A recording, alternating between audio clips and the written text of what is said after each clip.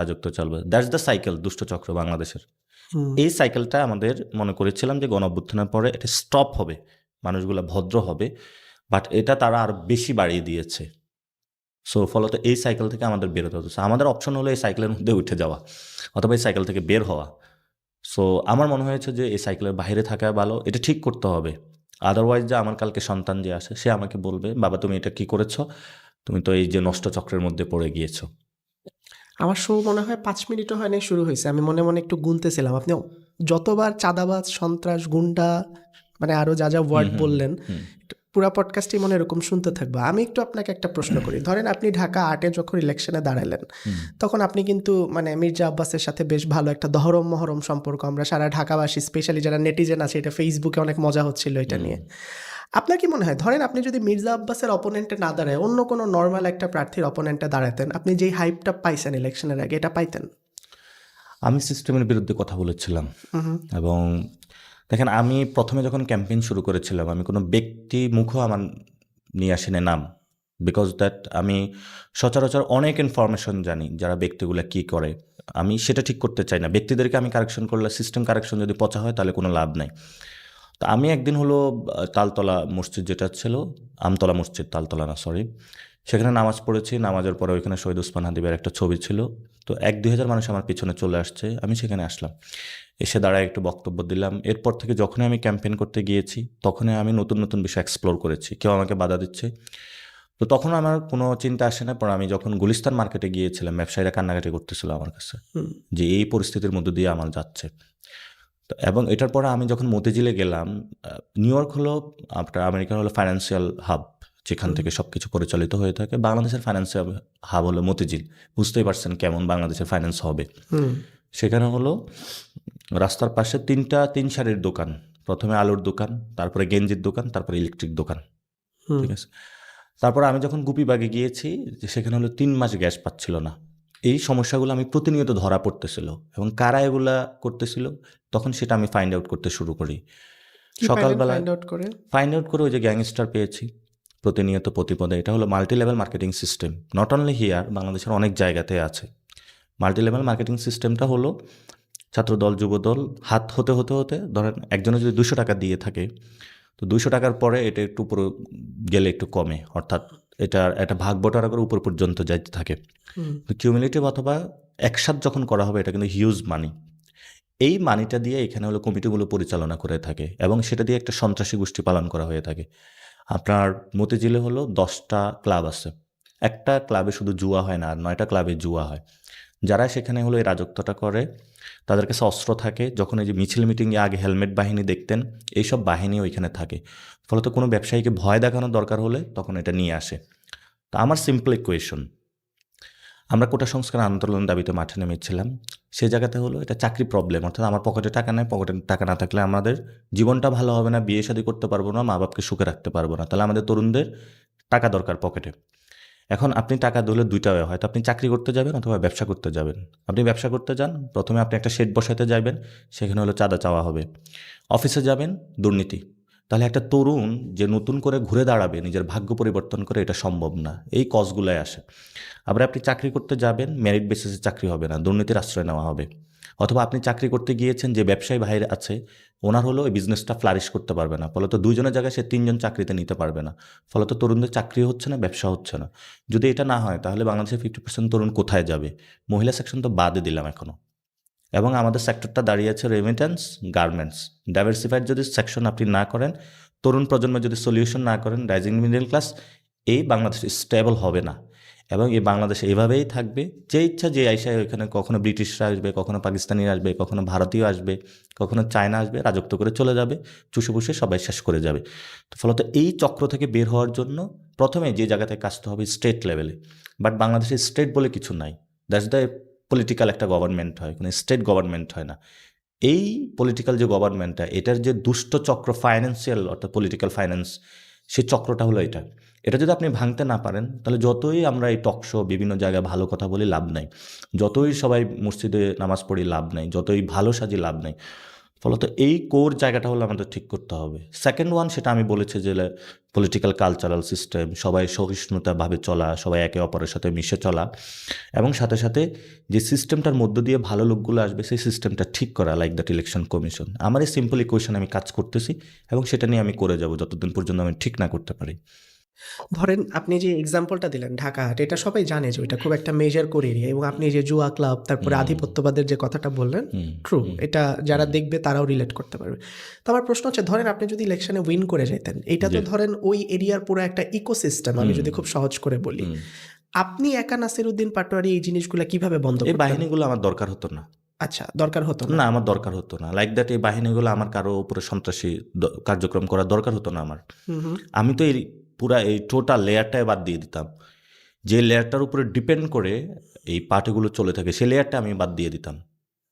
ওকে, মানে আমাদের তো এই সিস্টেমটা দরকার হয় না যে আমার একটা ব্যবসায়ী থেকে জোর করে টাকা নিয়ে আসতে হবে। তো ধরেন ওই লেয়ার বাদ দিয়ে আপনি নাসিরউদ্দিন পাটোয়ারি আবার যদি নতুন লেয়ার ক্রিয়েট করতেন, তখন কি হতো? আমার লেয়ার একদম সিম্পল ছিল। আমি 8টা ইশতেহার দিয়েছিলাম। আমি সেখানে বলেছিলাম যারা ব্যবসা করবে শান্তিতে ব্যবসা করবে, আমি তার থেকে টাকা নিব না। আমরা হলো গভর্নমেন্টের একটা লাইসেন্স তাদেরকে দিয়ে দিব, মানে ফুটপাতে যারা আছে তাদেরকে লাইসেন্স দিয়ে দিব। ঢাকা হাটে প্রচুর পরিমাণ জায়গা আছে যেটা হলো দখল হয়ে আছে, সেই জায়গাগুলো দখলমুক্ত করব, মাল্টি কমপ্লেক্স বিল্ডিং বানাবো, তাদেরকে সেখানে পুনর্বাসন করব, গভর্নমেন্টের একটা লাইসেন্স পাবে, গভর্নমেন্ট তাদেরকে নিরাপত্তা দিবে, কোনো দলীয় গুন্ডা পান্ডা তাদেরকে নিরাপত্তা দিব না। দ্যাটস দ্য সিম্পল ইকুয়েশন, এবং আমরা এটা দিয়ে চেঞ্জ করে দিতাম একটা। সেকেন্ড ওয়ান হলো, যারা আমাদের এখানে বাচ্চারা আছে খেলাধুলা বিভিন্ন জায়গায় করতে পারে না, কারণ যে মাঠগুলো রয়েছে সেগুলো দখল হয়ে আছে, হয়তো গরুর হাট দখলের জন্য কাজ করে, অথবা দেখা গেছে এলাকার যারা আছে এই ক্লাব ওই ক্লাবে খেলাধুলা করে, কিন্তু বাচ্চাদের জন্য ওই ধরনের এনভায়রনমেন্ট নেই। আমরা ওটা স্টুডেন্টদের জন্য, বাচ্চাদের জন্য এনভায়রনমেন্ট ফ্রেন্ডলি বানাইতাম। আরটা হলো, ধরেন আপনার বাবার বয়স হচ্ছে 60 ইয়ার্স, উনি কিন্তু জিমে যায় জিম করবে না, ওনার একটু আকাশ বাতাস দেখতে ভাল লাগে। তো ফলত দেখবেন রমনা পার্কে যখন যাবেন অনেক একসাথে আইসা ব্যায়াম করে। তো সব মানুষ যে মতিঝিলে থাকে, শাহজাহানপুরে থেকে, সে তো রমনা পার্কে আসতে পারে না, তাহলে সেখানেও তার জন্য বানাইতে হবে। সেখানে তো অনেক রেলের জায়গা আছে যেগুলো দখল করে রাখা হয়েছে, আমরা এগুলো সিম্পলি দখলদার উঠায় সেগুলোকে কনভার্ট করে দিতাম। এটা খুবই ইজি, মানে এটা যে কোনো মানে রকেট সায়েন্স না যেটা আমরা সলিউশন করতে পারবো না, সিম্পল। অর্থাৎ আপনি আমি যেভাবে জীবন পরিচালিত করতে হবে, বাসাতে ময়লা আছে একটু পরিষ্কার করে দিতে হবে। অর্থাৎ একজন আপনার আগে বাসায় ছিল ভাড়াটিয়া, ও খুবই অগুছালোভাবে বাসাটা রেখেছে, আপনি একটু গুছিয়ে রেখেছেন, দ্যাটস ইট। আমাদের সব কিছুই আছে এই স্টেটের মধ্যে। পুলিশ ডিপার্টমেন্ট আছে, লোকাল গভর্নমেন্ট ডিপার্টমেন্ট আছে, ফাইন্যান্স ডিপার্টমেন্ট আছে, জাস্ট সিস্টেমেটিক আকারে নিয়ে আসতে হবে। স্টেট এবং জনগণের মধ্যে কোনো গুন্ডাপান্ডা থাকতে পারবে না, স্টেট এবং জনগণের মধ্যে সেবাটা একসাথে নিয়ে আসতে হবে। আর সেই জায়গাটা হলো পলিটিক্যাল পার্সনদের কাজ। অর্থাৎ আপনি দেখেন, জনগণ, আরটা হলো সরকার, আরটা হলো স্টেট, আরটা হলো পলিটিক্যাল পার্টি। তাহলে জনগণের যদি 18 কোটি হয়, কিছু সামষ্টিক মানুষ গিয়ে ম্যানেজমেন্ট করার জন্য একটা পলিটিক্যাল পার্টি গঠন করে। এই পলিটিক্যাল পার্টি জনগণের রায় নিয়ে তারপরে গভর্নমেন্ট ফর্ম করে। গভর্নমেন্টটা কিন্তু আর তখন পলিটিক্যাল পার্টি থাকা উচিত না। এই জন্যই সংস্কার আমরা বাস্তবায়নে দিয়েছিলাম, যিনি পলিটিক্যাল পার্টির প্রধান থাকবেন উনি হলো গভর্নমেন্টের প্রধান হতে পারবেন না, কারণ পলিটিক্যাল পার্টি যারা, তাদের একটা নির্দিষ্ট এজেন্ডা থাকে। তো লাইক দ্যাট এখন যদি জামাত অথবা বিএনপি যে পার্সেন্টেজ ভোট পেয়ে থাকে, এটা কি পুরো রাষ্ট্রটা? এটা তো পুরো রাষ্ট্র না, সে একটা নির্দিষ্ট ভোট পেয়ে থাকে, ম্যান্ডেট নিয়ে যেয়ে থাকে। ফলত যখন যিনি প্রধানমন্ত্রী হবেন উনি কিন্তু সবার হতে হবে, কিন্তু আমরা যেটা দেখেছি কখনো প্রধানমন্ত্রী সবার হয় না। প্রধানমন্ত্রী যখন সবার না হয় তাহলে রাষ্ট্র হলো ফ্র্যাকশন হয়ে পড়ে, এবং এটা যখন হয়ে পড়ে তখন রাষ্ট্র ডিসফাংশন হয়ে পড়ে। ডিসফাংশন হলে আপনার এখানে যত এই ফ্রিঞ্জ এলিমেন্টগুলো সেগুলো হলো সুযোগ নেয়, বহির্শক্তি এখানে সুযোগ নেয়। ফলত রাষ্ট্রকে ইউনাইটেড করার জন্য এবং এখানে হলো সুসংহত করার জন্য আমরা প্রধানমন্ত্রী always be neutral person in the form of state যিনি প্রধান হবে। এখন আমাদের স্টেট কোনো দলীয় স্টেট হয়ে যায়। তো এগুলা যে খুবই আহামরি খুব জটিল কিছু এমন না, এটা হলো পলিটিক্যাল সায়েন্সে যে পড়াশোনা করে ফার্স্ট ইয়ারের যে ছেলে 9-10 পরিণতিতে এগুলো আমাদের পড়ানো হয়ে থাকে। জাস্ট এটা হলো চর্চার বিষয়, এবং আমাদের এটা হলো একটা ফ্যামিলি, মানে ডায়নাস্টিক যে ফ্যামিলিগুলো রয়েছে সেগুলো নিজেদের হলো এই ফ্যামিলির করায়ত্তবটা বজায় রাখার জন্য পুরো দেশে এই ধরনের কাজগুলো চালিয়ে থাকে। এবং নট অনলি আমি ঢাকা আটে ইলেকশন করছি, তারেক রহমান আসলো ঢাকা আটে ইলেকশন করলে তার সাথে পারতো না, মানে এইভাবে, কারণ তারেক রহমানকে চালায় তো উনি। সো এটা একটা। আরেকটা বিষয় হলো যে ঢাকা আর্ট নিয়ে যে এখানে মির্জা আব্বাস বা কোনো হুয়াবার এখানে যে কেউ হতে পারতো, অথবা আমি না হয়ে অন্য কেউ হতে পারতো। এখন দেখেন ঢাকা আর্ট আচ্ছা, আমি একটা কোয়েশ্চেন অ্যাড করি। ঢাকা আর্টের আসনটা জামাত আমিরের আসনের সাথে নেগোশিয়েট করা হয়েছে, এরকমটা শোনা যায়। আপনার এই ব্যাপারে কিছু বলার আছে? মানে আমি আমি ধরা হয় আপনি জিতে গেছেন, বাট এটা নেগোসিয়েশনের আমি মাধ্যমে এটা আমি করা আমি হয়েছে। এই বিষয়ে জানি না কিছু, যে আচ্ছা। নেগোসিয়েশন করা হয়েছে নাকি হয় নাই। হুম, এবং আমি মনে করি যে এখানে ইঞ্জিনিয়ারিং বড় একটা, ইঞ্জিনিয়ারিংটা শুধু হলে মাঠে হয় না, সব জায়গায় হতে পারে। হুম, সো আমি মানে দুপুরবেলায় আমি যেটা দেখেছি, মানুষের মধ্যে ওভারওয়েলমিং মানুষ আমাকে ভোট দিয়ে যাচ্ছে। তো ভোটগুলো গেল কোথায়, কাউন্টিংয়ে তারা আসলো না কেন, তো কোথায় কি হয়েছে সেটা তো আসলে আমি ওই পর্যন্ত এখনও যাই নাই যে আমি হলো জানবো। আমি কোনো দলীয় প্রধান না বা স্টেটের কোনো কিছু না। এবং আমি যেটা বলতেছিলাম যে ঢাকা আর্টে সবচেয়ে বাংলাদেশের আমরা রুগীদের হোস্ট করে থাকি, like that Dhaka medical, BIRDEM, PG. এখানে মেজর 3টা হসপিটাল। মেজর 3টা হসপিটাল।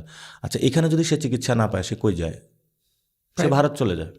লাইক দ্যাট এখানে তো সবচেয়ে মেজর চিকিৎসাটা, বড় চিকিৎসাটা এখানে হয়ে যেত। তাহলে আপনি যখন তারা হোস্ট করে আসে ঢাকা মেডিকেল অথবা কোথাও আসলে খাবারের একটা জায়গা আছে? নাই। থাকার জায়গা আছে? নাই। আপনার তারপর এক্স রে করাবেন, ডায়াগনস্টিক সেন্টার নাই। তাহলে সে বাধ্য হয়ে বিদেশে চলে যাচ্ছে। তাহলে বাংলাদেশের এইখানে হয়তো হলো হেলথ সেক্টরটা ঠিক হচ্ছে না। আমরা সবচেয়ে ঢাকা আর্টে হলো স্টুডেন্টদের হোস্ট করে থাকি, like that BUET medical, Dhaka university, Viqarunnisa, Siddheshwari.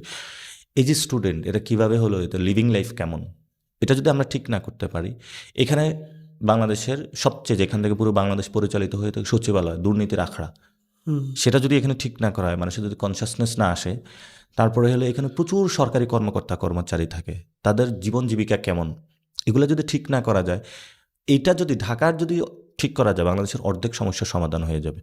এখন আপনি যে কোশ্চেনটা করেছেন যে এখানে কোন আসনের বদলে কোন আসনকে স্যাক্রিফাইস করেছে, এই বিষয়ে কোনো নলেজ আসলে আমার কাছে নাই। আমি এই জিনিসগুলোতে বিশ্বাস করি না। অর্থাৎ আমি যে প্রশাসনের সাথে বসবো, আওয়ামী লীগের সাথে বসবো, ক্রিমিনালসদের সাথে বসে তারপরে আসন সেট করব, সেটাতে আমি বিশ্বাসী না। আমি জনগণের ভোটিংয়ে বিশ্বাসী, এটা অনেক আগ থেকেই এখনও আমি, এবং ভবিষ্যতেও এটাও করব। আমাকে অনেকে ফোন দিয়ে বলেছে, তুমি কেন চাঁদপুরে দাঁড়াও নাই, তুমি কেন ঢাকা 18-তে দাঁড়াও না, এটা তো কোন ক্রিটিক্যাল আসন। আবার আমি বিএনপির অনেকের সাথেও কথা বলেছি, তারা বলতেছে এটা তো আমাদের প্রেস্টিজের ইস্যু, এই আসন ছাড়া যাবে না। আমি যে লড়াইটা করতেছি এটা আমার প্রেস্টিজের জন্য না, আমি যে লড়াইটা করতেছি এটা যে আমার ব্যক্তিগত কোনো কিছু না। I am fighting for the people, যে পিপলের ওই পারপাসটা নিয়ে আমি লড়াই করতেছি। ব্যক্তিগত জায়গা থাকলে আমি অনেক সুখে শান্তিতে থাকতে পারতাম। আমার গত 18 মান্থে গভর্নমেন্টের সাথে আমার কানেকশন ছিল। নেভার এভার বাংলাদেশে সিঙ্গল পিপল বলতে পারবে না আমি কোনো করাপশনের সাথে জড়িত হয়েছি। এবং আমি ঢাকা ইউনিভার্সিটি থেকে যতটুকু রাজনীতি করেছি সেই সময় আমি কোনো সাথে কারোর সাথে কম্প্রোমাইজ করিনি। তো ফলত আমার জায়গাটা যদি মনে হচ্ছে যে না, আমার কাছে পার্লামেন্টে আমার স্পেস হচ্ছে না এই লড়াইটা চলার কারণে, করার কারণে, ওয়েলকাম, নো প্রবলেম। আমার এখানে জনতা সংসদ অনেক বড় জায়গা, আরও বেশি। না, পাওয়ার পলিটিক্সের এগেনস্টে যে কথাটা বললেন ওটা শুনে ভালো লাগলো। আমার এখানে 2টা জিনিস অ্যাড করার আছে। এই যে আপনি যে এখন যেরকম কিছু স্পেসিফিক জায়গা ধরে ধরে বললেন যে আমরা মেডিকেল হোস্ট করি, আমরা স্টুডেন্ট হোস্ট করি, এই জিনিসগুলো নাই, বয়স্ক মানুষের পার্ক লাগবে, ব্যবসায়ীদের থেকে চাঁদা নিব না, এগুলো কিন্তু খুব ভালো ম্যান্ডেট, এবং আপনি কিন্তু খোলসের বাইরে কথা বলছেন। কিন্তু আপনার মনে হয় না যে আপনার পুরা ইলেকটোরাল ক্যাম্পেইন এগুলোর কোনো কিছুই আসলে ফোকাস ছিল না? আপনার ক্ষেত্রে ফোকাস ছিল কয়েকটা জিনিস। আপনি মির্জা আব্বাসকে 3 বেলা চাঁদাবাজ বলতেছেন, ভুলভাল ইংলিশে হচ্ছে বিদেশি পত্রিকাকে ইন্টারভিউ দিচ্ছেন, মেয়েদের সামনে যায় বলতেছেন আমি গ্যাংস্টারের পাল্লায়।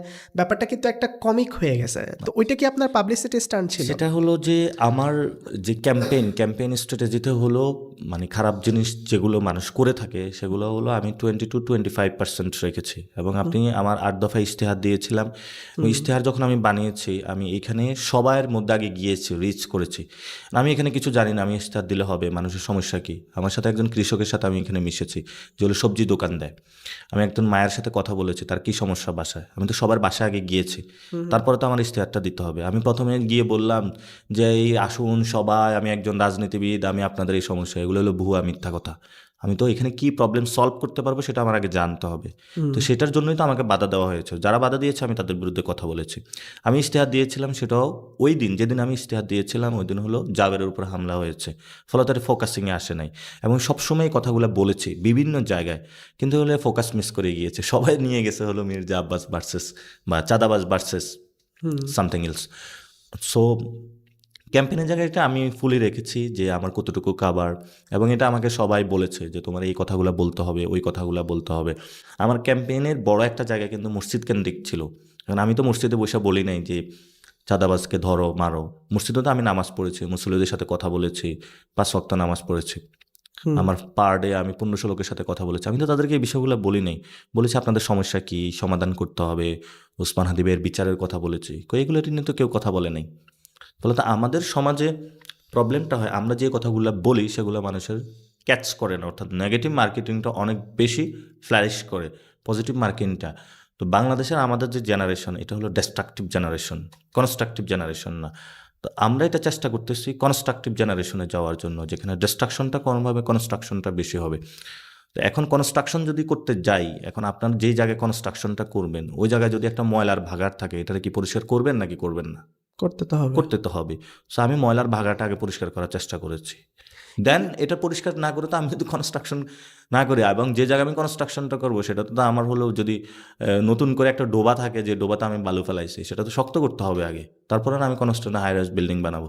তাহলে জনগণের সাথে যে কমিউনিকেশনগুলো করি সেগুলো তো আমার ফলসে রূপান্তরিত হবে বা ভেঙে পড়বে আমি যদি অন্য জায়গায় যাই। সে জায়গাটায় আমি চেষ্টা করেছি এবং মানুষের সাথে কথা বলার চেষ্টা করেছি। আর পাওয়ার পলিটিক্সের যে পাওয়ার এক্সারসাইজের কথাটা বললেন, চাঁদাবাজি, গ্রুপিং, আপনার যে দল এনসিপির এগেনস্টেও তো নতুন দল হিসেবে এগুলোর অনেক মানে অভিযোগ আছে। অবশ্যই অভিযোগ আছে, আমি তো অস্বীকার করি না। আমি তো এটা বলেছিলাম যে কোথা থেকে সমস্যাটা শুরু হয়েছে। আপনার বৈষম্যের 158 জন কমিটি ছিল, কমিটি থাকার পরে পুরো বাংলাদেশে কিন্তু কমিটি ছিল না। ওই কমিটিগুলো কারা এসেছিল? সব দলেরই তো ছিল। তো তাহলে এটা কেন এনসিপির উপরে? আমি কোশ্চেনগুলো রেখে যাচ্ছি। 2 নম্বর বিষয়টা হলো, আমি বলেছিলাম যারা চাঁদাবাজি, সন্ত্রাসী, দুর্নীতি করেছে এই কমিটিগুলো আসতে পারবে না। আমার নাগরিক কমিটির এই পর্যন্ত একটা ক্লেম পুরো বাংলাদেশে আপনি দেখাইতে পারবেন না। আমি 450টা কমিটি দিয়েছিলাম, অর্থাৎ 450টা উপজেলায়।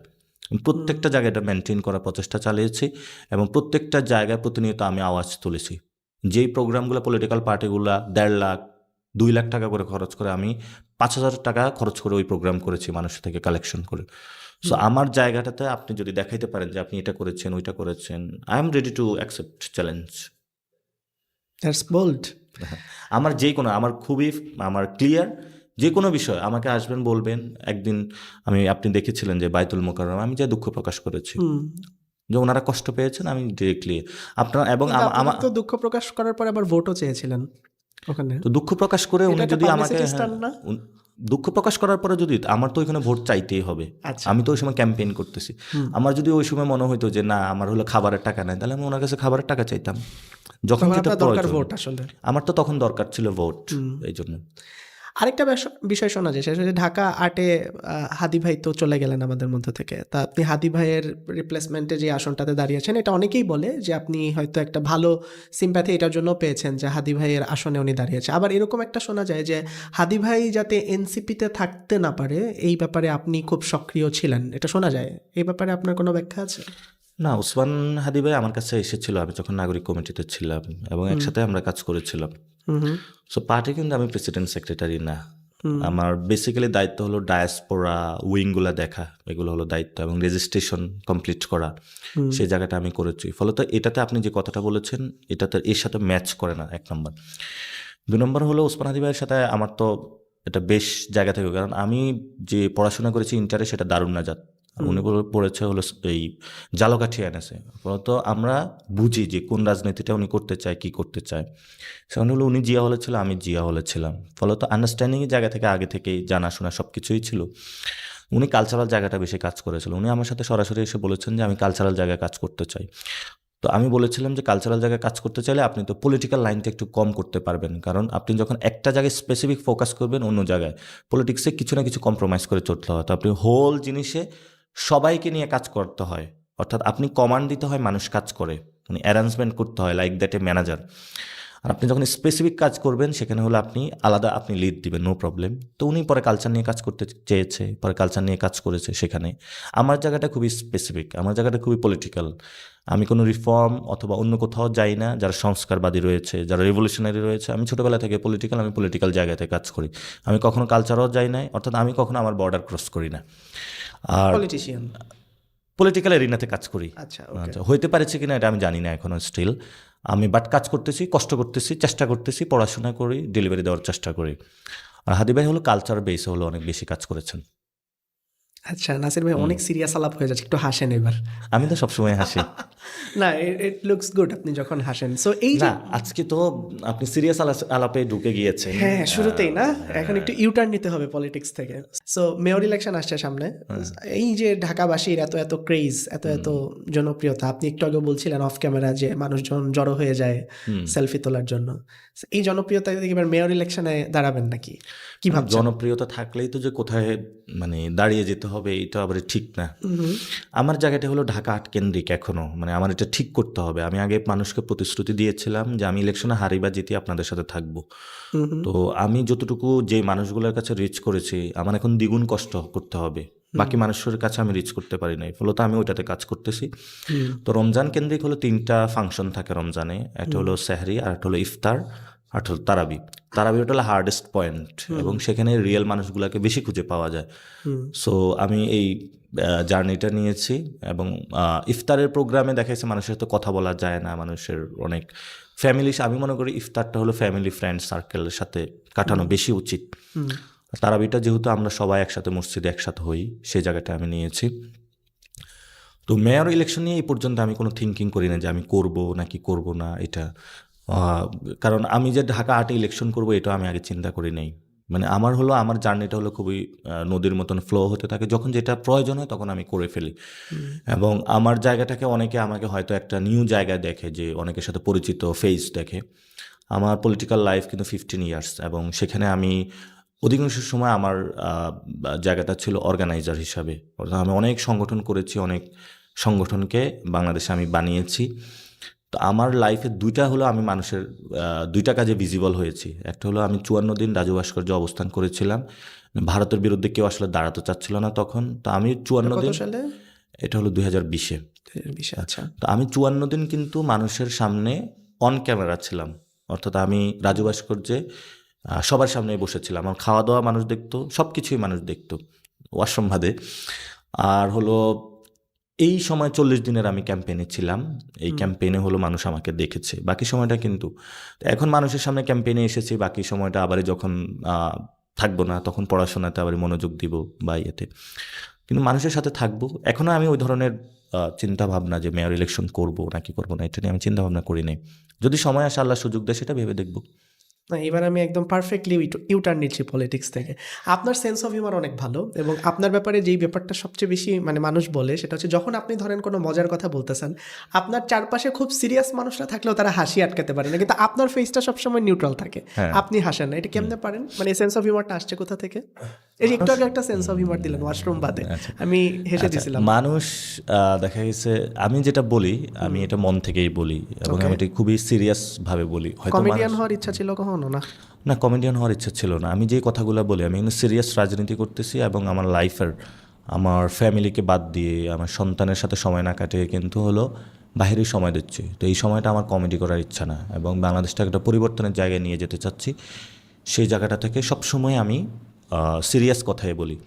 তো মানুষ, আমার প্রবলেম হলো আমি একটু ফাস্ট, অর্থাৎ যেই পলিটিক্সটা এখন চলে আমি এটা 6 মান্থ আগে করি, অর্থাৎ 6 মান্থ আগিয়ে থাকি। যেমন আমার ইউনিভার্সিটি প্রিপারেশন আমি ইন্টারে নিয়ে ফেলেছিলাম, কাজগুলো অনেকগুলো আমি ডান করে থাকি অনেক আগেই। মূলত তখন একটু হাসি, অথবা প্রথমে আমি যখন এখানে চাঁদাবাজি, সন্ত্রাস, দুর্নীতি, এটা যে সমস্যা বাংলাদেশের, এটা নিয়ে মানুষ হাসি ঠাট্টা তারা করেছিল। এখন দেখেন মানুষ হলো দোকান বন্ধ করে, চাঁদাবাজদের জ্বালায় দোকান খুলতে পারে না, এবং পুরো বাংলাদেশের সমস্যাটা প্রকট আকার ধারণ করতেছে। এখন কিন্তু মানুষ আস্তে আস্তে সিরিয়াস হচ্ছে যে এই বাচ্চা ছেলে যেটা বলেছে সেটা তো রাইট ছিল। তো ফলত আমার জায়গা থেকে সবসময় আমি সিরিয়াস থাকি, এবং আমি সিরিয়াস জিনিসটাই অনেস্ট ওয়েতে ডেলিভারি দেওয়ার চেষ্টা করি। এখন মানুষ হাসে, আমি কী করব, হয়তো বা মানুষ আমার চেহারা দেখলে হাসি এর জন্য। বাট কিন্তু আমি পলিটিক্যাল ডেলিভারিতে, যখন আমি তো মার্কেটিংয়ের স্টুডেন্ট, এই সময়ে আসলে মানুষ এটা চায় না যে ঠিক আছে এসেছি আমি তোমাদের রাজনৈতিক নেতা, তোমরা সবাই বসো, তোমরা সবাই শুনতে হবে, এগুলো মানুষ এখন নিচ্ছে না। ফলত আমার মূল জায়গাটা হলো যে মেসেজটা ডেলিভারি দেওয়া। সেখন মেসেজটা আমি ফান, হিউমার এগুলোর মাধ্যমে ডেলিভারি দিই, মানুষের কাছে কিন্তু চলে যাচ্ছে। আমি হলো 80 বছর বয়স থেকে ক্লাস 5-এর বাচ্চা পর্যন্ত রিচ করে ফেলেছি বাংলাদেশের। তো সেই জায়গাতে আমি পলিটিক্যাল মেসেজগুলো দেওয়ার চেষ্টা করেছি। হোপসো যে কোনো জায়গায় তারা প্রতিবাদ করবে, এবং বাংলাদেশ গঠনে তারা নিয়োজিত হবে। পলিটিশিয়ান যদি না হইতেন, ধরেন পলিটিক্সে যদি না আসতেন, কি হইতো আপনার প্রফেশন? একাডেমিশিয়ান হইতাম। Academician, teacher? টিচার তো শুধু একাডেমিশিয়ান না, হয়তো কোনো রিসার্চ বেসড, মানে আমার হয়তো আমি প্রচুর বই পড়তাম আগে। মার্কেটিং মানে বিবিএ স্টুডেন্ট আপনি? হ্যাঁ, তো marketing। কর্পোরেট না কেন তাহলে? আই মিন আমি মাঝখানে একটা কোম্পানিতে জব করেছি। কোথায়? কোম্পানির নাম না বলি, কারণ ওইটার আবার ব্র্যান্ডিং হয়ে যাবে। হ্যাঁ। সো ওইখানে আমি ব্র্যান্ড দেখেছিলাম, 13টা ডিপার্টমেন্ট দেখেছিলাম, কাজ করেছিলাম, শেখার একটু সুযোগ হয়েছিল। বাট আমি পলিটিক্স এবং মার্কেটিং দুইটাকে একসাথে করে ফেলেছি, এটা যেটাকে বলে পলিটিক্যাল মার্কেটিং। তো ওয়ার্ল্ডে হলো এটা নিয়ে। ইউ প্রুভড দ্যাট মার্কেটিং এর, কারণ হ্যাঁ, আমি আবার এটা দিয়ে ব্যবসা করি না, আচ্ছা। বিকজ দ্যাট এটা নিয়ে অনেকে পিআর এজেন্সি বাংলাদেশে অনেক আছে। তো আমার কাছে মনে হয় it's supporting body. Politician need it, but politician যারা আছে তাদের নিজের জায়গাতে যদি হয় তখন এইগুলো হলো কাজে লাগে, আদারওয়াইজ এটা কাজে লাগে না। মানে অনেকেই দেখা গেছে অনেক টাকা খরচ করে, যেমন আমার যিনি অপোনেন্ট উনি লন্ডন থেকে হায়ার করে নিয়ে আসছিল, এবং অনেকে অনেক জায়গায় ধরেন টেলিভিশনগুলো হলো দখল করেছিল অনেক জায়গায়, বাট আমি ডিফারেন্ট ওয়েতে গিয়েছিলাম।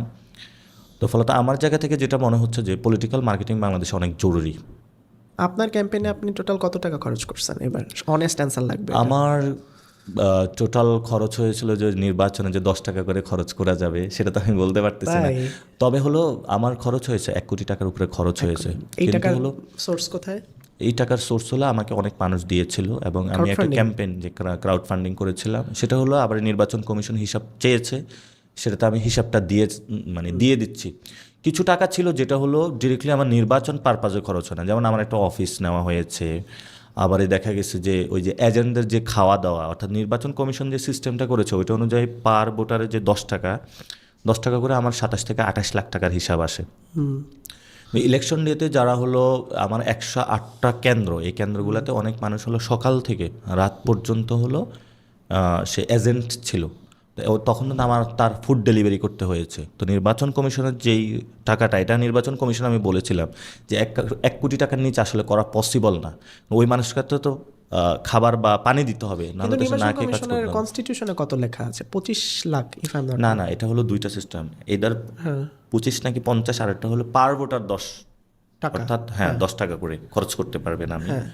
সো ওই জায়গাটা থেকে আমি ফুল এই কনস্ট্যান্টে থাকতে পারি নাই, বিকজ দ্যাট আমি যখন ফুড তাদেরকে প্রোভাইড করেছি সেখানে হলো আমার বড় একটা কস্টিং চলে আসছে। এবার আরেকটা ট্রুথ ডেয়ার কোশ্চেন, হ্যাঁ এটা ট্রুথ বলতে হবে। আপনার একটা ভিডিও অনেক ভাইরাল হয়েছিল যে আপনি কোনটা? ওই যে অনেকগুলাই তো হয়েছে, যেটা সবচেয়ে বেশি ভাইরাল হয়েছে আপনি অনেকগুলা মেয়ের সাথে দাঁড়ায় কথা বলতেছেন যে আমি তো একটা গ্যাংস্টারের সামনে পড়ে গেছি, আমার জন্য একটু দোয়া করেন। এটা কি অর্গানিক ভিডিও না স্ক্রিপ্টেড?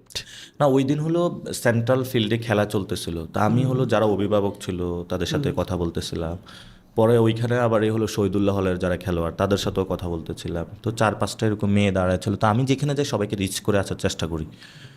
তো তাদেরকে এরকম বললাম যে তারা বললো যে আপনি কোথায় করেন, মানে কোথায় ইলেকশন কার, মানে অনেকে থাকে না বাহিরের কিন্তু ক্যাম্পাসে এসে সব কিছু সম্পর্কে অ্যাওয়ার থাকে না এরকম। ও পারা বললো যে হ্যাঁ এরকম, এটা ফুলি অর্গানিক ছিল। মানে অর্গানিক না হলে মানে অনেক কিছু বানিয়ে করা যায় না, এবং আমার ক্যাম্পেইনে আমি অর্গানিক বেশি রাখার চেষ্টা করেছি। কিন্তু মিডিয়া ছিল, কিন্তু আমার কাজটা আমি অর্গানিক হয়তো করতাম যে ঠিক আছে একটু পরে অ্যাকশন হবে, আপনারা এইভাবে অ্যাকশন করবেন, এটা কখনো ছিল না। ফলত আমার খারাপ কিছু এসেছে, ভালো কিছু এসেছে। আমার ফুল জিনিসটাই 40 ডেজ আমি লাইভে ছিলাম, এখান থেকে যে যতটুকু ক্যাপচার করতে পেরেছে সেই ততটুকু নিয়ে। আর যে কোনো জায়গায় গেলে মেয়েরা সেলফি তুলতে আপনার জন্য অনেক পাগল। So do you feel embarrassed নাকি ভালো লাগে এটা? আমাদের এখানে যে অডিয়েন্সগুলো আছে ঢাকা আটে, এখানে হলো জেনজিদের মধ্যে হলো উইমেন, আমি ভোটার যে ডেটাটা আছে ওইটা হলো আমি নিয়ে একটু রিসার্চ করেছিলাম, সেখানে উইমেন ভোটার অনেক বেশি পেয়েছিলাম। উইমেন ভোটার, তো তাদের সাথে আমি কমিউনিকেট করার চেষ্টা করেছি, কারণ সাধারণত তারা কোনো পলিটিক্যাল প্রোগ্রামে ডিরেক্টলি আসে না। যে মিছিল মিটিং হচ্ছে দেখবেন, যেমন তারেক রহমানও তো এখানে আসছিল, যে এখানে কতজন মহিলা ছিল, বেশি ছিল না, বাট তারা কিন্তু 50%-এর উপরে ভোটার। ফলত আমার তাদের সাথে কানেক্ট করতে হয়েছে, ওটার জন্য আমি আমার ল্যাঙ্গুয়েজে কমিউনিকেট করেছি। তো এই জন্য দেখা গেছে অনেকে আমার সাথে এখন কথা বলতে চায়, চলে আসে, সেলফি তুলতে চায়। এটা কি ভালো লাগে? Of course সাধারণত মেয়েরা অথবা মহিলারা হলো পলিটিশিয়ানদের ভয় পায়, একটু গুন্ডামাস্তান টাইপের মনে করে, ওর কি না কি ভয় পায় আর মেশার সুযোগ হয় না, বাট তার জীবনের ভাগ্যটাও সে কিন্তু নির্ধারণ করে দেয় ডিসিশন মেকিং দিয়ে। আমি খুবই সিম্পল ওয়েতে তাদের কাছে যাওয়ার চেষ্টা করেছি, মিশার চেষ্টা করেছি, ফলত তারা আমাকে কখনো ভয়ও পায় না এবং এসে কথা বলতে চায় সেই জায়গাটা। অর্থাৎ আমি এটা ব্রেক করে দিয়েছি যে পলিটিশিয়ান মানে কি যে ভয়, হাম্বি তুম্বি এরকম করতে হবে, বড় বড় ভাষণ দিতে হবে, এটা না। Be like the simple as like you living in our society. So, আপনার পার্সোনাল লাইফ নিয়ে হয়তো অনেকে জানতে চায়, স্পেশালি মেয়েরা জানতে চায়, কনজুগাল লাইফ নিয়ে বলা যাবে? অবশ্যই লাভ ম্যারেজ না অ্যারেঞ্জ ম্যারেজ? Love marriage. কতদিনের? এটা বেশি দিনের না, আমার ফার্স্ট ইয়ারে তারা দেখেছিলাম, ভালো লেগেছিল, তারপরে আমি অ্যাপ্রোচ করি না কারণ আমি সিনিয়র ছিলাম, যদি আবার রিজেক্টেড হয়ে জন্য। পরে পরে যখন আমার ইউনিভার্সিটি লাইফের শেষের দিকে, ওরও 4th ইয়ারে এসেছে, পরে আবার একদিন চায়ের আড্ডায় কথা হলো, কারণ আমিও ওই তখন কি লাইব্রেরিতে, আপনি পলিটিক্স করেন না? আমি ক্যাম্পাসে অ্যাক্টিভিজম করেছি, পলিটিক্স করেছি, আচ্ছা, ওকে। পলিটিক্সও করেছি আমি ক্যাম্পাসে। তো আমি লাইব্রেরিতে প্রচুর যাইতাম, কারণ অনেক আমাদের ঢাকা ইউনিভার্সিটির লাইব্রেরিটা অনেক সমৃদ্ধ লাইব্রেরি, এটাতে ব্রিটিশ আমল থেকে অনেক বই আছে যেগুলো আমার পড়তে যেতে হতো, আবার এগুলো নিয়ে আসা যায় না, একদম লিমিটেড ভার্সনে। তো আমি ওইখানে যাইতাম, এটা পড়তাম, ও মানে বিসিএস এর জন্য পড়তে আসছিল। পরে সন্ধ্যার সময় হলো, বিকাল বেলাটা হলো, নিচে নেমে সবাই ওই মানে একটু চাটা খাওয়া, একটু নাস্তা করতে হয়, তখন কথা হয়েছিল। তো পরবর্তীতে বললো যে মানে একটা পর্যায়ে যে বললো যে প্রেম টেম করবো, আমি বলেছি ঠিক আছে, বিয়ে টিয়ে করতে হবে কারণ আমাদের ফ্যামিলি। পরে আব্বুকে বললাম, মানে প্রেমের প্রস্তাব আগে কে দিল, আপনি না উনি? আপনি? এটা মানে আমাদের ইউনিভার্সিটি লাইফটা এমন না যে খুবই বাচ্চা একটা ফুল নিয়ে 10 তলার নিচে দাঁড়ায় মানে থাকবে, কথায় কথায় হয়ে ওরকম না। যে এটা হলো যে আমরা তো এখানে সবাই ম্যাচিউরড পারসন, ঠিক না? যে আপনি কি লাইফ নিয়ে কি চিন্তা করেন, যে সংসার জীবন অথবা বিয়ে টিয়ে এরকম। তো কথা কথা আসছে, পরে আমি বলছি আমি তো আসলে এই সময়টা আসলে প্রেমের না, আমার ফার্স্ট ইয়ার সেকেন্ড ইয়ার প্রেমের সময়, সেটা হলো কেরিয়ার করতে হবে বা একটা লাইফের কোনো একটা সমাধান করতে হবে। তো আমি বলছিলাম এটা আমি এখন তো আসলে প্রেম করা বয়স না, বিয়ে। আর আমার ফ্যামিলির বাইরে, কারণ আমার আব্বু বলে দিছে যে আমাকে দেখানো ছাড়া অথবা আমি অ্যাপ্রুভাল ছাড়া তুমি কখনো বিয়ে করতে পারবে না। আর তো ঠিক আছে, পছন্দ থাকতে পারে, বা আব্বু বলছে যে তুমি কাউকে পছন্দ করলেও জানাবা। আমি পরে আব্বুকে জানাইছি, পরে আব্বু একদিন আমরা স্টারে বসলাম, পরে তাকেও ডাকলাম, তো আব্বু বলছে যে ঠিক আছে, ভালো। তো এরপরে ফ্যামিলি বাড়িতে বিয়ে হয়েছে, এই তো। তবে আমরা দুজনকে অসম্ভব রকমের ভালোবাসি, এই জায়গায় দুজনের পছন্দ দুজনকে। জোস এটা। আর পলিটিক্স তো বিয়ের কয়দিন পরে শুরু করলেন? পলিটিক্স আমি ওই মানে একদম এই যে একদম ফুল ফর্ম পলিটিক্স আর কি? আমি ফুল ফর্ম পলিটিক্স 2010 সাল থেকে আছি, আচ্ছা। কিন্তু আমি কখনো পলিটিক্যাল পার্টির হ্যাঁ, হ্যাঁ। এটা ল্যাডারটা অনেক মারাইতে চাই না আর কি। এটা বুঝতে পারছি, কিন্তু ধরেন মানে বিয়ের পরে তো এই যে একদম মেইন স্ট্রিম পলিটিক্স যেটা অন, বিয়ের পরে আমি একটা পার্টিতে যোগ দিয়েছিলাম বিয়ের পরে, তো ওইটা হলো এবি পার্টি। আচ্ছা। ওটা তো আমি সহকারী তথ্য ও গবেষণা সেলে ছিলাম। কিন্তু তখন আবারই হলো আমার বিবাহ করেছিলাম, কিন্তু হলো আমার খুবই ক্রাইসিস যাচ্ছিল, মূলত আমার একটা চাকরিও নিতে হয়েছিল তখন, এবং পরে একটা চাকরিও নিয়েছিলাম, কিন্তু চাকরি এবং পলিটিক্স দুইটা মিলাইতে পারতেছিলাম না। আপনি দেখেছি আমি সন্ধ্যা পর্যন্ত চাকরি করতাম, আবার সন্ধ্যার পর থেকে রাত 12টা পলিটিক্সটা করতে হইতো।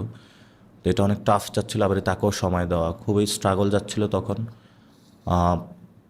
তবে ওই সময়টা পরবর্তীতে আবার আস্তে আস্তে ইউজ টু হই না, পলিটিক্স করতে হবে, অর্থাৎ পরে চিন্তা করলাম না আমার জন্য চাকরি নারী, এটা সম্বন্ধে তো যতটুকু পারছি ততটুকু করছি। এখন একটা আমি চাকরি করি।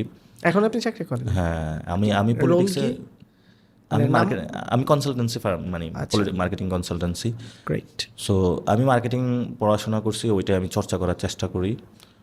এবং পরবর্তীতে অভ্যুত্থানের পর আমার হুট করে সবাই বললো যে নাগরিক কমিটির পুরো বাংলাদেশটা গুছাইতে হবে, যে আপনার উপদেষ্টা 3 জন গিয়েছে, যে আপনি একটু বাইরে থাকলে ভালো হয় আমাদের জন্য, কারণ সবাইকে একটু গুছাইতে হবে। তো হাসনাত তো ওইদিকে বৈষম্য দিচ্ছিল, তা আমাদের কিন্তু আন্দোলনের 2টা পার্ট ছিল, ছাত্র এবং নাগরিক বলেছিলাম আমরা। মূলত ছাত্র অংশটা তো বৈষম্যের সাথে ছিল, নাগরিক অংশটা গুছানো হচ্ছিল না, কারণ আমাদের তো বিভিন্ন জায়গায় লয়ার, তারপরে হলো সিভিল সোসাইটি, মিলিটারি, বিভিন্ন জায়গায় কাজ করতে হবে, লাইক যার দ্বারা ছাত্রত্ব শেষ করেছে। তো ওইটা আমি গুছানোর দায়িত্বটা নিয়েছিলাম কনভেনার হিসাবে। তখন আমি একটু সবার সামনে আসা শুরু করি, সবাই দেখে চিনি। ওই সময়টা আমি পলিটিক্যাল জায়গাটা লিড দিয়েছিলাম। তো আলহামদুলিল্লাহ আমার সুযোগ হয়েছে প্রেসিডেন্ট হাউস থেকে একদম স্কুল কমিটি পর্যন্ত, স্টেট কিভাবে চলে, বাহিরে কিভাবে চলে। আমি এমন একটা গ্রে এরিয়াতে ছিলাম, স্টেটও দেখতে পারতাম, বাইরে তাকাইলে আবার সংগঠনও দেখতে পারতাম, ফিল্ড স্টেট সব কিছুই দেখার সুযোগ হয়েছিল। তখনই সবাই দেখেছে। যখন ডিসাইড করলেন ঢাকা আর্ট ইলেকশন করবেন, ঘর থেকে সাপোর্ট কেমন পেলেন? আই মিন আপনার ওয়াইফের কথা বলছি। সবাই তো জানতো ঢাকা 18তে আমি ইলেকশন করব, কিন্তু আমাকে হুট করে সবাই বললো যে শহীদ ওসমান হাদি ভাই হত্যাকাণ্ডের পরে হলো সিনারি অনেক চেঞ্জ হয়ে যায়। তো পরে আমাদের দল অথবা বিভিন্ন জায়গায় অনেকে বলা হলো, কিন্তু এটাতে কেউ চ্যালেঞ্জ নিচ্ছিল না, লাইক দ্যাট। এটা খুবই চ্যালেঞ্জিং জুম। একদিকে হলো শহীদ ওসমান হাদি ভাইয়ের হত্যাকাণ্ড, আরেকদিকে হলো মানে এখানে তো অনেক বড় মাফিয়া, এদিকে ইনকিলাব মঞ্চ, এদিকে ডাকসু, এদিকে শিবির, অনেকগুলো এখানে ইকুয়েশন, আমার অনেকগুলা হলো পথ মারে দিতে হয়েছে। লাইক দ্যাট আপনারা যখন গেম খেলেন একটু পরে বাধা পান। মানে ডাকসু, ইনকিলাব মঞ্চ, শিবির এগুলোকে আপনি আপনার অপোনেন্ট মনে করতেন? অপোনেন্ট না, মানে এখানে যেহেতু হলো দেখেন সবগুলো পলিটিক্যাল পার্টির হেড অফিস, আচ্ছা। তারপরে এখানে ডাকসু আছে, তারপরে শিবির এখান থেকেই তো রান হয়। বাট ইনকিলাব মঞ্চ, শিবিরের তো সবাই আপনার ফরেই কাজ করার কথা, if I am not wrong. না আমি তো বলি না যে অ্যাংস্টে কাজ করেছে, আচ্ছা, মানে okay. এই যে এই মিক্স আপে কাজ করে এই সিস্টেমটা তো আবার এই অন্য কোথাও আসলে না নাই বাংলাদেশের। মানে এই তো এটা তো একটা Very important, ইকোসিস্টেম, হ্যাঁ। ফলত ফুল ইকোসিস্টেমে তো আমার কাজ করতে হয়েছে। হুম। আমি তো কারো বিপক্ষে অথবা এটা না, সবার কাছে যাওয়া বসা, সবাইকে একসাথে রাখা, ফলত আমার ওই জায়গাটা তো ভূমিকা পালন করতে হয়েছে। আচ্ছা, একটা ইজি কোয়েশ্চেন করি, সেটা হচ্ছে আপনার আজকে পুরা কনভারসেশনে আপনার সেন্স অফ হিউমারের হাইয়েস্ট অ্যাপ্লাই এখনো আমি পাইনি। So, এই কোয়েশ্চেনটাই আশা করছি পাবো। সেটা হচ্ছে আপনাকে চারটা মানে আপনি যে জিনিসটা মানে চাইতেছেন ভাইরাল টাইরাল হবে কিছু, না, শুনেন, আপনি আমি ভাইরাল খুবই ইম্পর্টেন্ট আজকে আলোচনা করতেছি, অন্য আমি এত সিরিয়াসলি অন্য পডকাস্টে আলোচনা করি না। ফেস অ্যাপিয়ারেন্স ইজ ভাইরাল, সমস্যা নেই। আর ওইটা কোনো ব্যাপার না, ভাইরালের আশা আমাদের নাই। Will just do the productive work. But এই কোয়েশ্চেনটার অ্যান্সার দেন। আপনাকে চারটা রিয়াক্ট দিচ্ছি, ফেসবুকের যে চারটা রিয়াক্ট, লাভ, কেয়ার, অ্যাংরি, হাহা। এই চারটা রিয়াক্ট আপনার অপোনেন্ট পলিটিক্যাল পার্টির যে কোনো চারজনকে দিতে হবে। আপনি কাকে কোন রিয়াক্ট দিবেন এবং কেন? অপোনেন্ট চারজন ছিল। অপোনেন্ট অ্যাজ ইন লাইক এনসিপির কেউ না, মানে আপনার কাল্টের কেউ না, কাল্টের অপোজিটে এনি ফোর পিপল। মানে এটা কি বাংলাদেশের যে কোনো পলিটিক্যাল বাংলাদেশের যে কোনো মানে পলিটিক্যাল ফিল্ম, মানে মানুষ যাতে চিনে, একটু কানেক্ট করতে পারে, এরকম নামই বলেন। সো ফার্স্টে যাই, লাভ রিয়াক্ট।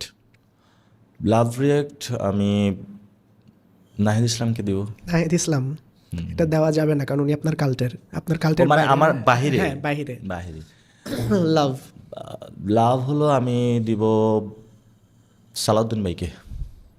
ওকে, কেন? ইজ ভেরি লাভলি পার্সন, অনেক আড্ডা দিই ওনার সাথে, মানে আমার অনেক পছন্দের একজন ব্যক্তি। আচ্ছা, he knows the legal aspect, politics খুব ভালো বুঝে, কিন্তু এটা উল্টা জায়গায় ব্যবহার করে, এটাই প্রবলেম। সালাউদ্দিন ভাই খুবই ভেরি উল্টা জায়গায় কিরম ব্যবহার করে একটু শুনি। এটা হলো মানে আপনার একটা খুব বিদ্যা আছে, এখন আপনি হলো সাইবার সিকিউরিটি আপনি কাজ করেন, এটা কিন্তু ভালো জায়গাও কাজ করতে পারবেন, খারাপ জায়গাও লাগাইতে পারবেন। এটা কোনো দেশের স্বার্থ লাগাইতে পারবেন, দেশের বিরুদ্ধে লাগাইতে পারবেন। তো উনি দেশের বিরুদ্ধে লাগায়? উনাকে আমি বলি নাই তো দেশের বিরুদ্ধে, আমি জাস্ট এক্সাম্পল দিলাম। আচ্ছা, কেয়ার রিয়াক্ট। কেয়ারেট তারেক রহমানকে। কেন এটা? Is very weak person, politically very weak person, that's why eye care him so much. কেন উইক পার্সন? কেন? মানে দেশের প্রধানমন্ত্রী হয়ে গেল, আপনি বলতেছেন উইক দেশের পার্সন? প্রধানমন্ত্রী হতে পারে ওরা কাল্ট ফ্যামিলির কারণে, বাট উনি যেভাবে কান্ট্রিকে লিড দিচ্ছে, মানে একটা গর্তের মধ্যে বাস নিয়ে যাচ্ছে, that's why eye care him so much. একটু ডিটেলে বলেন, কেন মনে হচ্ছে গর্তের মধ্যে বাস নিয়ে যাচ্ছে? আমাদের like the political who's the driver সিটে যিনি প্রধানমন্ত্রী হয়, শিপের একজন ড্রাইভার বা চালক, অফকোর্স। তো ওনার পুরো আন্ডারস্ট্যান্ডিং জায়গাটা অনেক ক্লিয়ার থাকতে হয়। তো জিয়াউর রহমানের যে ভিশন ছিল, খালেদা জিয়ার যে vision, the idea of nationalism, nationalist Bangladesh যেটা আছে, বাংলাদেশ ন্যাশনালিস্ট পার্টি, এটাতেই তো মানুষ ভোট দিয়েছে, যেভাবে ভোট উনি নিয়ে থাক না কেন, ফলত ওই আইডিয়ার সাথে ওনার কোনো ম্যাচ পাচ্ছি না, এক নম্বর। দুই নম্বর হলো বাংলাদেশ হলো জিওপলিটিক্যাল অ্যাসপেক্টে খুবই ক্রিটিক্যাল কন্ডিশনে রয়েছে, সেটা সম্পর্কে ওনার ধারণা নেই। উনি একটা টাইম বোম নিয়ে খেলতেছেন, লাইক দ্যাট বেবি, কিন্তু উনি জানেন না উনি টাইম বোম নিয়ে খেলতেছেন। যদি উনি জানতেন যে টাইম বোম নিয়ে খেলতেছেন, শেখ হাসিনা এটা জানতো যে I am playing with a time bomb, so এটা তার জন্য ছিল। বাট তারেক রহমান এই জিনিসটা হলো জানেন না। তো তারেক রহমানের এই আশেপাশে যে লোকগুলো আছে, তারাও খুব স্কিলফুল পার্সন না, অর্থাৎ হাওয়া ভবনে যারা ছিল তারাই সেম এই মানুষগুলোই আছে। এবং এই লোকটা হলো মানে দেশে আসছে, মা মারা গিয়েছে, জানাজা দিলে এরপরে ক্ষমতা নিতে হয়েছে, এর আগে লন্ডনে ছিল, খুবই স্ট্রাগল লাইফ তার কিন্তু। এবং আবার হলো পলিটিক্যাল অনেকে থাকে না, একটা ক্যারিশমেটিক একটা লিডারশিপ, ওইটাও নাই তার, আবার কারিশমা ওনার নাই। তো ওই জায়গা থেকে আমি মনে করি যে তারেক রহমানের ওনার জন্য আমার কেয়ারে আসে আর কি। অবশ্য ওনার যদি ওই জায়গাটা ওনার থাকতো, হয়তো বা বাংলাদেশটা আরও ভালো জায়গা। আমি বিএনপি ক্রিটিক করি বা মানে কেয়ার আসে কি, তার প্রতি সিম্প্যাথি কাজ করে আপনার? হ্যাঁ, একটু সিম্প্যাথি কাজ করে। আচ্ছা, অ্যাংরি রিয়াক্ট। লাইক দ্যাট অনেক বড় ভাই থাকে না, উনি সারাদিন পড়ে, তারপরও হলো শেষ পর্যন্ত বিশেষটা হয় না, কিন্তু তার প্রতি একটা আমাদের কেয়ার আসে না যে বুঝতে পারছি। আর অ্যাংরি রিয়াক্ট হলো আমার সবসময় এই মানে এগুলা লাইক অফ একটা সার্কেল আছে, এই সার্কেলের প্রতি হলো আমার অ্যাংরি রিয়াক্ট। কোন circle? এই যে রবিউল মন্ত্রী হয়েছে, হুম তারপরে হলো যে কাইয়ুম কমিশনার, তারপরে হলো মির্জা আব্বাস, এদের একটা গ্যাং আছে যারা হলো পুরা পলিটিক্যাল ফাইন্যান্সটা বিএনপি নিয়ন্ত্রণ করে এবং ঢাকাকে জিম্মি করে রাখছে। এটা নট অনলি হিয়ার, এটা অন্য জায়গায়ও আছে। এবং এই গ্যাংয়ের আবার সুপ্রিম কোর্টও আছে, মিলিটারিতেও আছে, সব জায়গায়। মানে এটা তো একটা নষ্ট একটা গ্যাং। এই গ্যাংয়ের যারা পলিটিশিয়ান, আমি তাদেরকে খুব ভালো করে চিনি, আমার এদের প্রতি খুবই অ্যাংরি। মানে তারা দে আর দ্য লাইক পার্টির উপরে দেশের উপরেও কাজ করে। হুম হুম মানে যখন মানে তাদের কাছে দেশও নিরাপদ না। সো এদের প্রতি আমার খুবই angry, because in terms of the my country nothing else. মানে কালকে যদি ধরেন একটা ইন্ডিয়া থেকে অস্ত্র চালানো অথবা কোথায় আসে, তারা টাকার জন্য যে কোনো কিছু করে ফেলবে। দে আর দ্য মানে লাইক সো ফলত অনেক মানুষ থাকে, ঠিক আছে ও খারাপ হলেও কিন্তু দেশকে ভালোবাসে। যেমন ইন্ডিয়ানের মধ্যে এটা আছে, সে 2 নম্বর লোক হলো দেশের যখন কথা চলে আসে সে ওইখানে স্টপ হয়ে যায়। হুম তারপরে দেখেন পাকিস্তানে যারা গ্যাংস্টার ছিল, দাউদ অথবা অন্য যারা ছিল, তারা কিন্তু দেশের প্রশ্ন যখন আসে তখন তারা ইউনাইটেড হয়ে যায় বা ওইখানে স্টপ হয়ে যায়। But these are the culprit person যারা কখনোই দেশ, পার্টি, মানুষ কোনো কিছুই মানে না। হা তারা হা একটা react? নষ্ট হা রিয়াক্ট। নুরুর প্রতি আমার হা আসে। কেন? ও কি যে কখন বলে, ও আমার বন্ধু মানুষ, একবার বলে আওয়ামী লীগ, একবার বলে বিএনপি, একবার বলে জামাত। হা হা react দিলেন, আপনার বন্ধু তো এমপি হয়ে গেছে। হয়েছে, সমস্যা নাই তো। এবং আমি তার উত্তরোত্তর সফলতা কামনা করি।